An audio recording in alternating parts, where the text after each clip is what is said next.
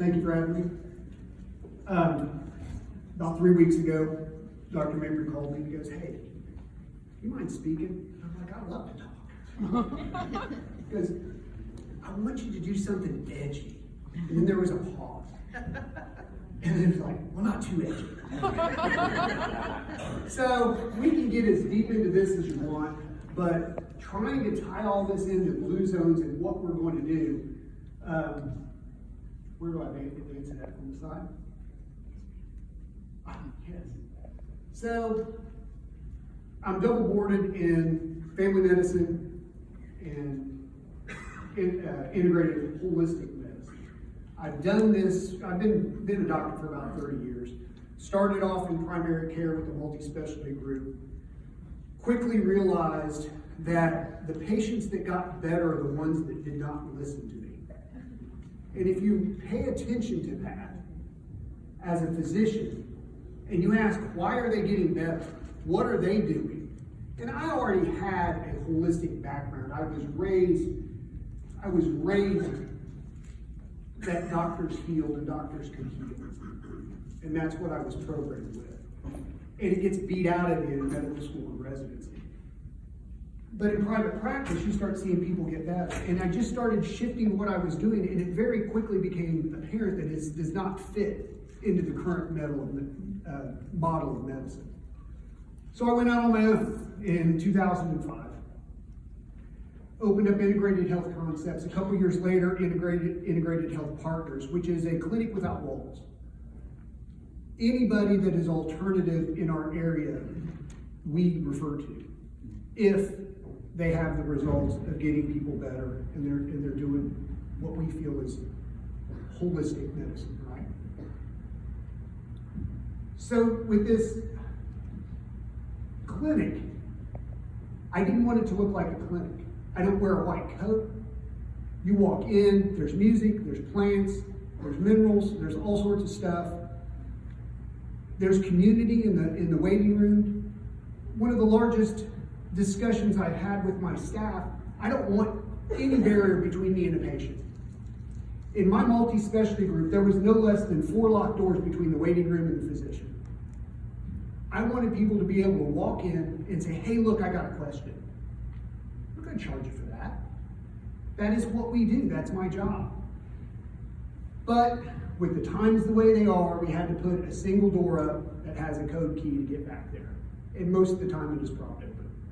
So we want to change the whole paradigm of this sterility. I work for you. You employ me. What do you want to go? Where do you want to go? Why are you here? What's your intention? That's what I ask everybody. What's your intention? How did you hear about us? What's your intention? Well, I just want to be healthier. Okay.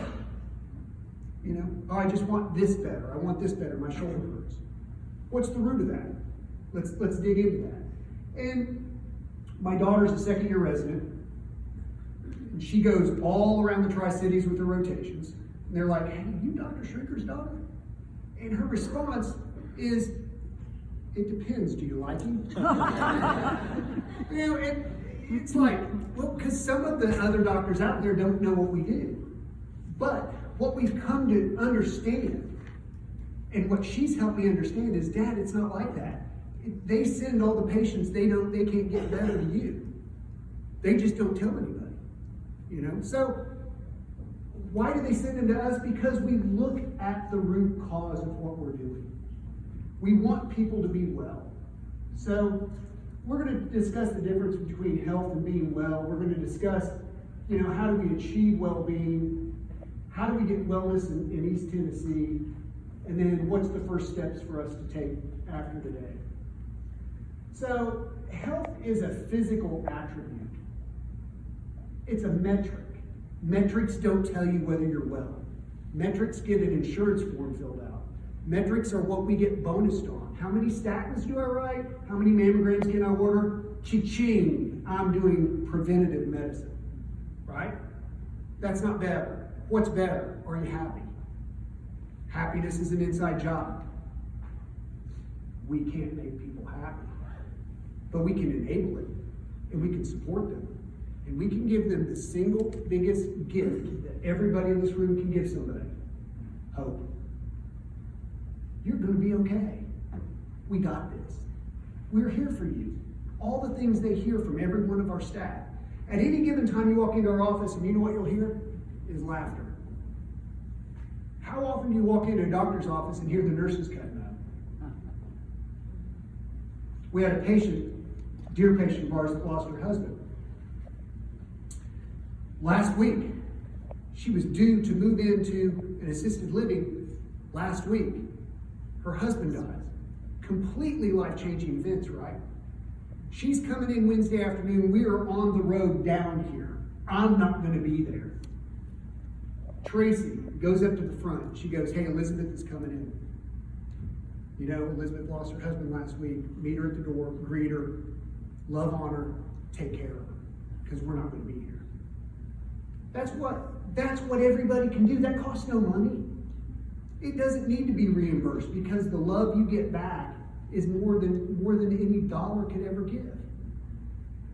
We can give hope to people that there's a better way.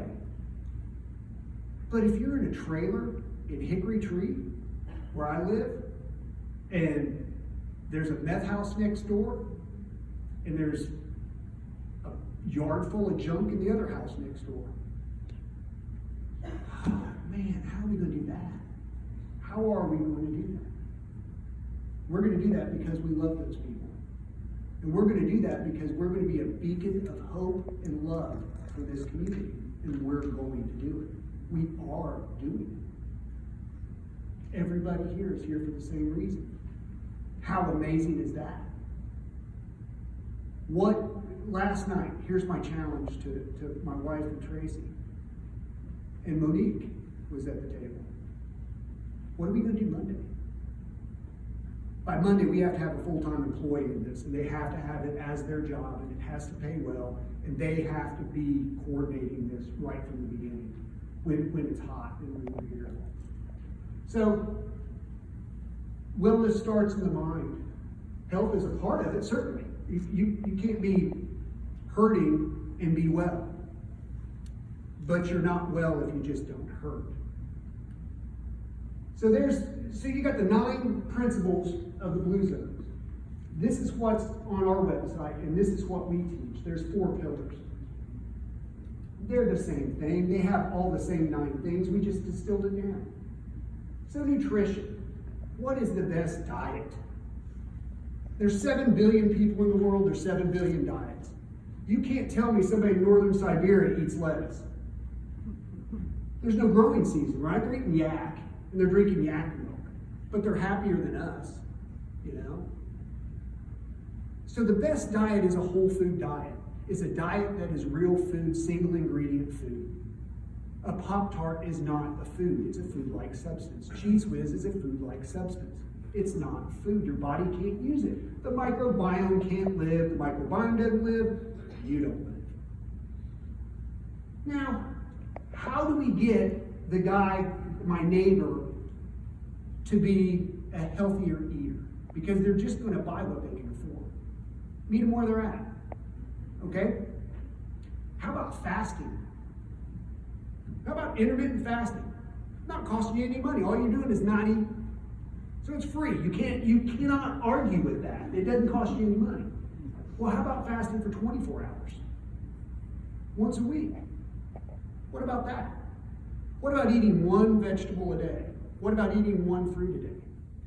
Generally, what I try to get my patients to do is be vegan 1 day a week. Vegan. No animal products, no eggs, no cheese. 1 day a week. Why? Because they're not going to get scared of that. Anybody can do that. And if they do that and they eat real food for that 1 day, they're going to have that food in the refrigerator.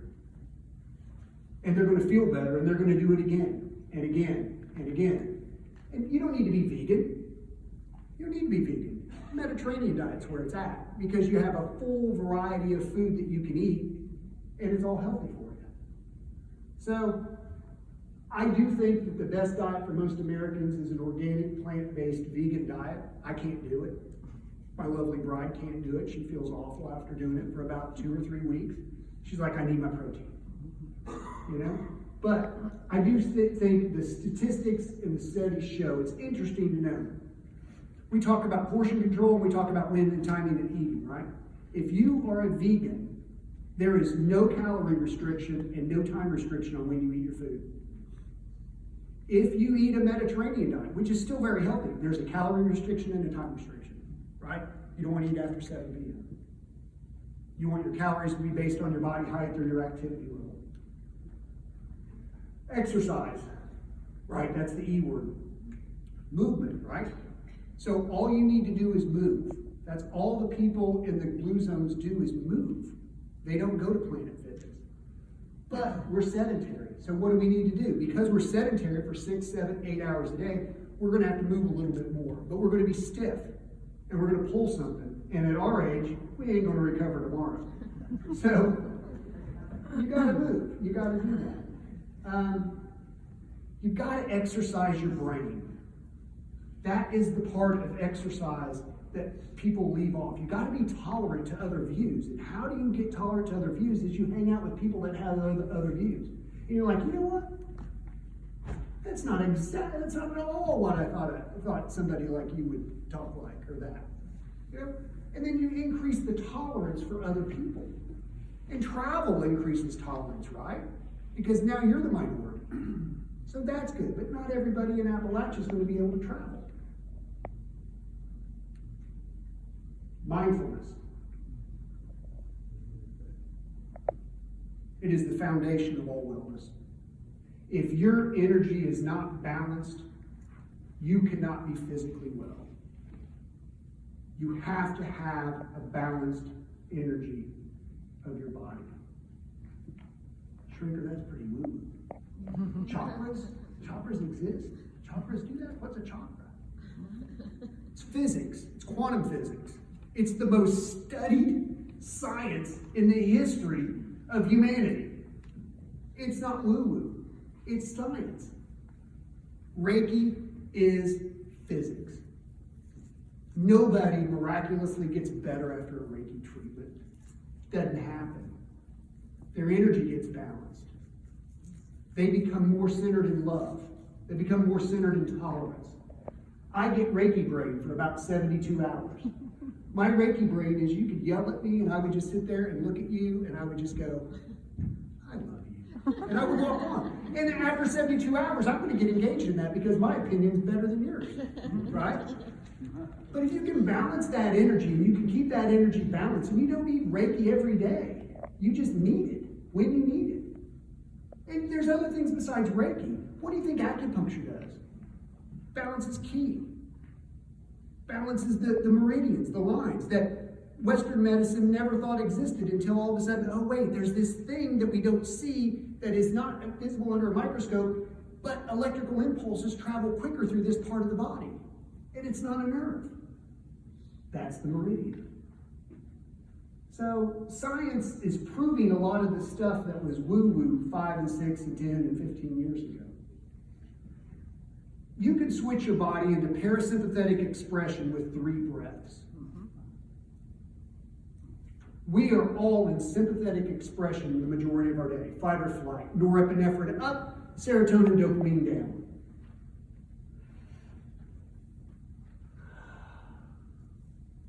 Three of those in the broom closet.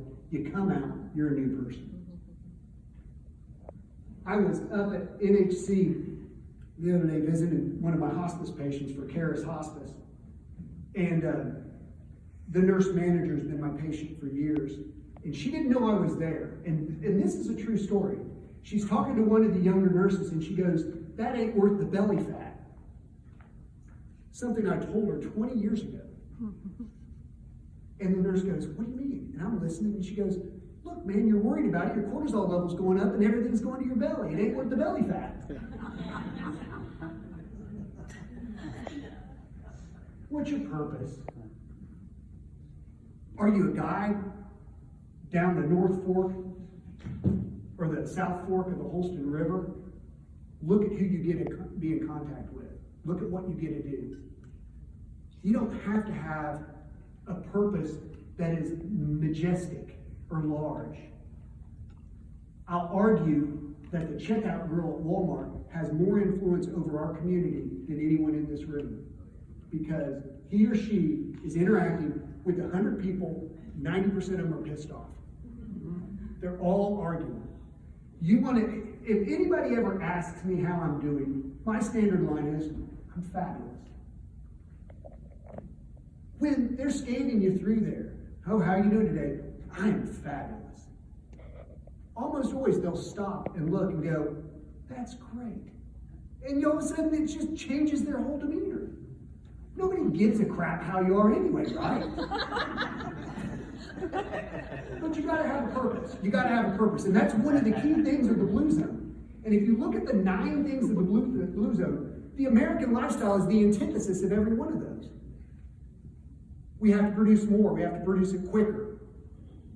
Like Paul was saying, sleep is a sign of weakness in medical school and residency. What does the surgical resident say when he's only on call every other night? I'm missing half the cases. That's true. That's their mentality. That's the surgical mentality. We got to get sleep too. So, what does it mean to be well? You got the body, you got muscles, fat, your balance, your joints. You got your organ function. That's all nice. The mind, happiness and joy. But it starts with the spiritual. Are you connected to your creative energy? Are you connected to infinite mind, prime creator, and source of all that is? Put whatever name on it you want. This is not a religious thing. This supersedes religion. Religion is designed by man, and we don't need to go into it any more than that. This is your connection with Creator. Everyone in here is half their mom and half their dad by genetics. You're 100% Creator. You cannot be separated from Creator. Nobody can tell you to be separated from Creator. That's how they get money out of your wallet. You're not whole. You're bad. There's something wrong with you. Give me $19.95 a month and you'll go to heaven. So, connect to your Creator. Be an extension of that love, of that unconditional love. When you meet somebody, smile. Look at them in the eye. Shake their hand. My dad always said, a firm handshake and a smile will get you further than any college degree. And he is absolutely right. He also told me to specialize in right thumbs, and I didn't understand what he meant. My dad was an attorney and a judge. But he's right. That's all I got to learn. Right thumb. Best in the world, he goes, they'll fly in from all over if you're the expert in right thumbs. I'm like, you're an idiot. I'm going to do family medicine. So, the happiness and joy follows the spiritual balance. And that, like I said, is an inside job. We can enable people to do that, and we can set an example. And we can tell people what it's like for us to be happy, but we can't tell them what it's like for their happiness. Sometimes their happiness is a nice pack of cigarettes, fresh tobacco taste of that first one. And that's okay. Choose to smoke. Love it. Bless it. Do it, man. They're going to do it as long as they want, but if they don't choose to smoke, they can't quit. But if they choose to smoke, you can choose to not smoke. So, how do we enable this? As far as the Blue Zones go, we have to have a 10 and 20-year plan or this isn't going to work. Look what the Cleveland Clinic did. They tried to vilify the doctor that did this. And Patrick can tell you more about it, but from what I heard, it was not necessarily nice. And that's why that doctor went in and said, look, I need, 3 years, I need something. We need 10 or 20 years on this. We need it pushed out that far because the initial pushback is going to be from 33% of the people. Industry is going to embrace it because it's a tax write-off and it looks good. When it starts to gain traction, industry as far as businesses, as far as Robinette Company, as far as Eastman, they're going to love it. But Ballad isn't going to like it. And in the hospital bed, they lose money, right? How are we going to enable the healthcare system to continue to make billions of dollars if people are well? There's a challenge. So it's going to happen by individual people doing this, and individual doctors changing the consciousness of medicine, and nurse practitioners and nurses. It's got to be grassroots. It's got to start with me. It's got to start with you. And then once we're whole, is your neighbor whole? Once the neighbor's whole, how's the community? And if we start this from a grassroots, it can't be stopped. It just can't. The interesting thing about wellness is once people achieve it, they want it more. Now, a carbohydrate is addictive, and tobacco is addictive, but they don't feel better doing it. So the natural law of the universe is that's going to extinguish itself. That is a non-viable life path. They will die, and we will procreate more if we're well. That's just the way the universe works. The universe is trying to develop a sustainable plan. And this is the only sustainable plan. This is the only way out. Love, joy, peace, food, mindfulness. It's the only way. Now, there's a billion ways to get it, but it's the only way out. Narrow are the gates. What does that mean? It means you got this whole wide world to go, but man, you really need to go in this direction, the middle path. So, here's what we need to do. We got to get the Eastmans and all the other industry on our side. That will be easy. Now, they're not going to open up their wallets until you prove to them it works. But they're going to be for it. Hey, you guys do this. Here's $100. Thank you. We appreciate your efforts. And then as it starts to take traction, they're going to want more of it. And then when we decrease their sick days, work days, their people don't get sick as much, then they're going to be in. I was medical director for Eastman. Oh gosh, for 4 or 5 years. I ran John Deere Insurance Company for 4 or 5 years as medical director there, and I took care of the executive health. And I was lucky enough to do Costa's initial physical. He's the CEO of Eastman now, some 15 years ago. The way Eastman works, if you don't know, is you start at this position, which is number 5, and you go to number 4, 3, 2. By that time, you know how to run a company, and you're number 1. So Costa starts. Everybody that starts that position, not on any medicines, physically fit, good-looking people, Harvard grads, things like that. I mean, just the best of the best. They only allow their CEO to serve 5 years or something like that because you just can't do it. And by the end of that 5 years, and I went through 2 5-year cycles of CEOs, not Mark, he's still there. They're just worn out. They're on 4 and 5 medicines, they're on a sleeping pill, they're on a couple of antidepressants, they're all on Xanax. And I don't prescribe the medicines, I just do the executive physical. And then a lot of them would come and see me after they retired. And within 3 or 4 months after that, they're not on any medicines. That's stress. That's what it does to you. But we got to get industry on our side. I don't know how to get health-related professionals on our side, but we need them. Schools, we're here, we're represented, we're all in, we're good. Grocery stores. Our office sits on the south end of Bristol. There's a food chain right across from us that has food stores all over the southeast, and they have the worst selection of vegetables you'd ever have, and that's all they advertise on TV. They're just horrible. Their organics fit the seat of that chair.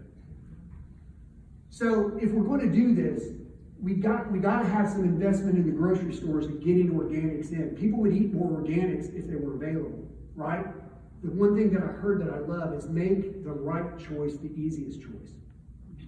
I love that. Finally, we need some government programs to help us, and they're here too, and they're represented, and they seem to be all in. But we're not going to let government do this. This is our project. We need them to enable us with legislation that makes it easier for us to buy food from our neighbor, to close the gap of school lunches, to where the farm down the road is feeding the kids. We need that. All we need is help from the legislation to get out of our way. Money would be nice, I'm sure. But then we need to insulate patients from hospitals, from pharmaceutical companies, from big food, from big tobacco. When big tobacco started buying big food, did anybody think that was a good idea? Well, they've weaponized food. And the next thing they're going to weaponize, and they already have, they've put THC in everything that they have. So now you get them addicted, and THC is not necessarily an addicting substance, but it is when you mix it with nicotine. So we have this. Anybody read Aldous Huxley's Brave New World? All of us older people did, right? This is it. We go on the Soma holiday. You know, we take our drug and we do it, and we just move on and just do it, and we're fed this crap all day long. Until we clean our brains out, until you eat a vegetable, until you meditate, until you try to get off your mind-altering substances, you'll wake up and go, what the hell has happened to us? We're just being drugged systematically. And there's no way out for government to legislate that or anything else because people want it.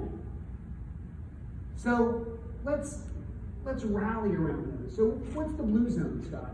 There's the 9 things. We've gone through them 100 times.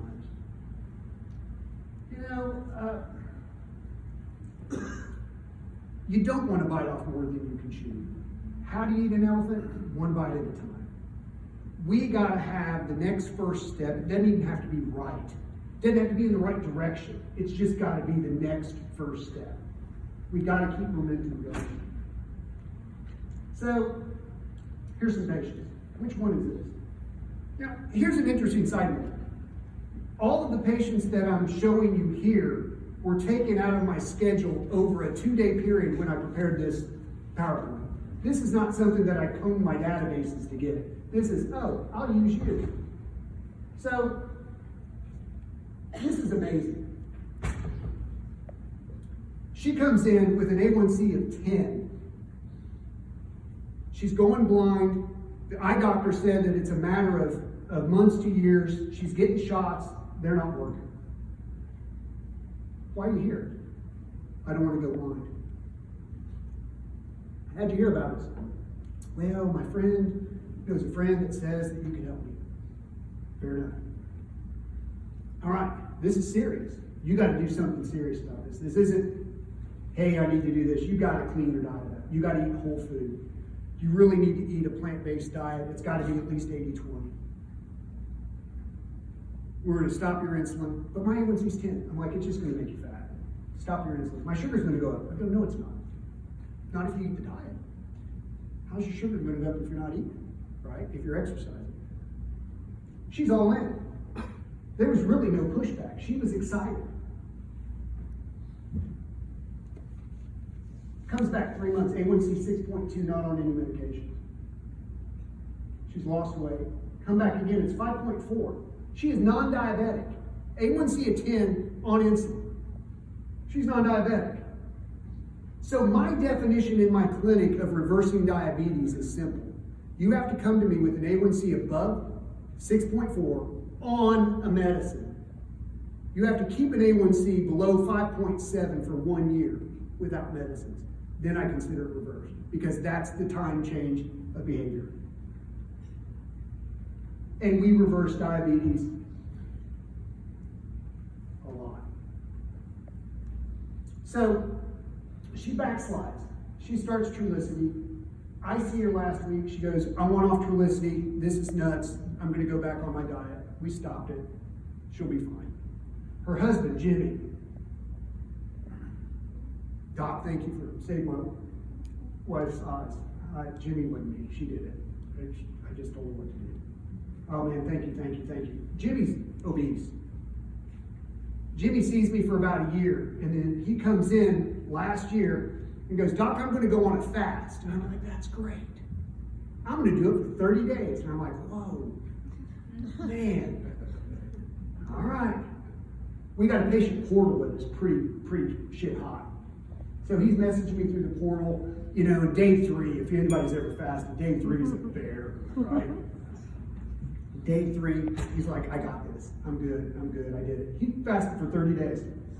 Bone broth like 2 or 3 times in the entire 3 months, or entire month. Went from 298 to 255, 30-day fast. Saw him last week. What was his weight? 297. I walk in the door. Didn't say anything. Love you, dude. And then I go, you know what? I'm so proud of you at what you did. There's not many people in the world that would go fasting. And he started to cry, and he goes, I got this. I'm going to do this again. I go, Jimmy, it's got to be sustainable. You can't fast for 30 days and then go eat yourself out of house and home. It's got to be sustainable. He goes, what do you think I should do? I go, I think you should just do portion control and eat a Mediterranean diet. But he's going to go into a 7-day fast to clean his body out, and then he's going to go back and he'll do it. And that's change. You're not going to walk into a room and get people to change. It takes persistence. So hypertension and obesity, 39-year-old black male, 470 pounds in 2021. He's down to, 291? He's on 2 blood pressure medicines rather than 3, and his average blood pressure 130/70. That's not the case. That's not why that's up there. He's got a son that weighs 350 pounds at 12 years of age. And that kid has changed his life because Dad did. Dad's still morbidly obese. But that kid is eating real food because Dad's eating real food. And that kid has lost over 50 pounds over the last year. He's not my patient. The kid ain't my patient. But every time he comes in, you know what I ask him about? How's your boy? How's he doing? Because if he's doing good, I know Dad's doing good. So, weight is a number. I don't care what your weight is. Are you fit? Are you fit? Can you walk without being short of breath? Can you stretch? Can you do things? Are you fit? We don't ever demean anybody for anything. Somebody will come in and they'll lose 3 pounds over 6 months and they got 100 pounds to lose. And I'm like, that is great. It's great. I'm glad you did that. Now, how much you think you'd lose if you actually tried? Right? I know you didn't try.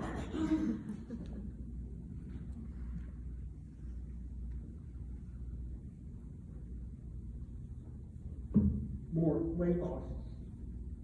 And this was just the couple days before we saw it. So, the 45-year-old guy's a school teacher. He is a mess, riddled with anxiety and all sorts of stuff. He's been my patient since he was 30 years.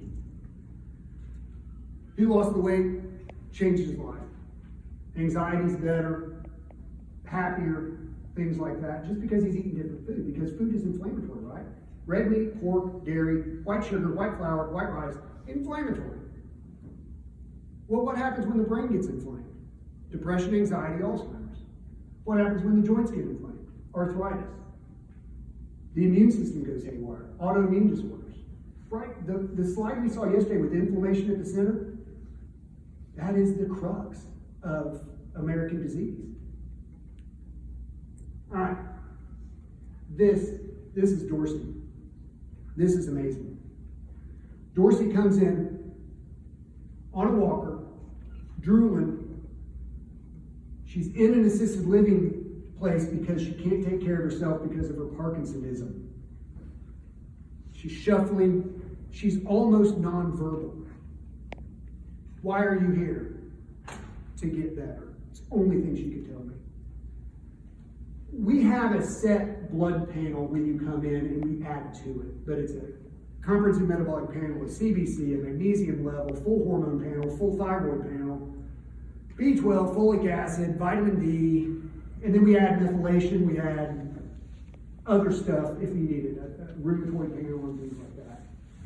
So there was a couple things that were off, and I'm looking at the blood work and I'm like, man, I got nothing to offer.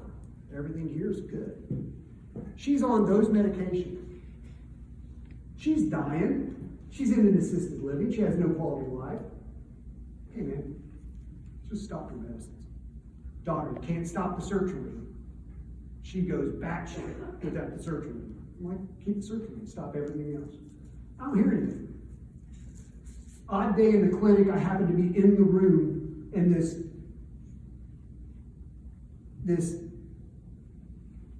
very small, diminutive woman comes in and pirouettes and says, "Thank you." And that was her. That was Dorsey. She was walking, talking, her brain worked. I didn't do anything but stop her medications.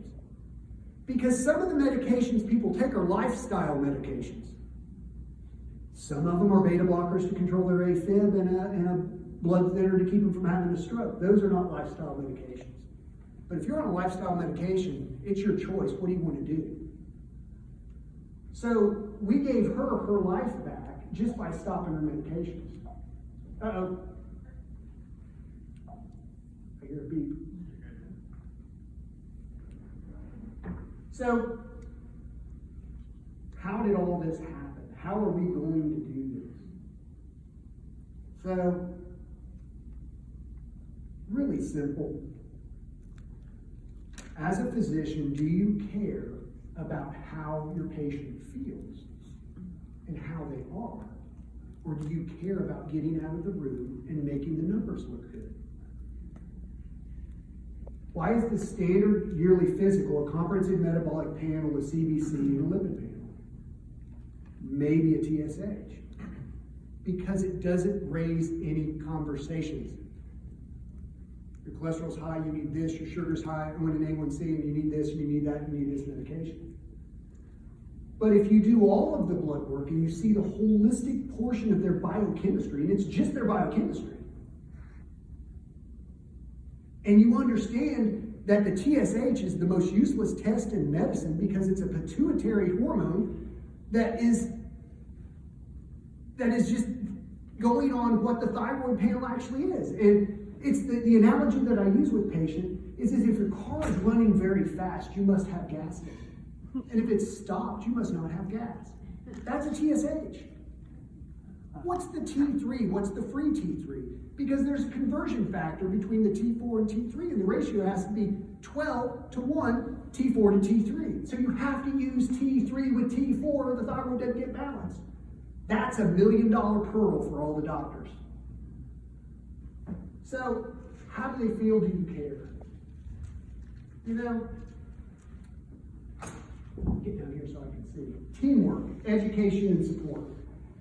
We have a team available if our patients want it. Insurance doesn't cover the team. They cover me. That's why we accept insurance, because if insurance is paying for me, then they're going to have extra money to get the Reiki, get the acupuncture, get the hypnosis, get that. That's my whole thought process.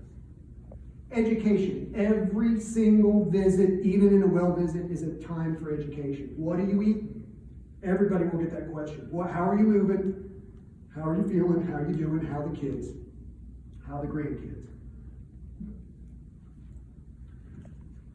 So, the great thing about having a smaller clinic, it's me, Dr. Hollingsworth, and Megan are the providers and our nursing staff, is we have a consistent message from everybody, from the front office to me, a consistent message that you are loved, you matter, and we want you well. And what do you eat? What are you moving? How are you moving? How are you doing? Consistent message. So, what do you do? I need that changed, please. So, we're advocates for their health. We're not dictators. We advocate for their health. We have an idea of where they need to go, but it's up to them to get there. We have a dietitian on staff. Dietitians don't get paid. Oh yeah, they do on paper, but they don't get paid. A dietitian can only get a referral from an MD. They can't get a referral from a PA or a nurse practitioner. Why can't a dietitian go out and bill every insurance company whatever they want to bill without any referral? If we're going to change this, that has to change. We have to unleash them. Oh, okay.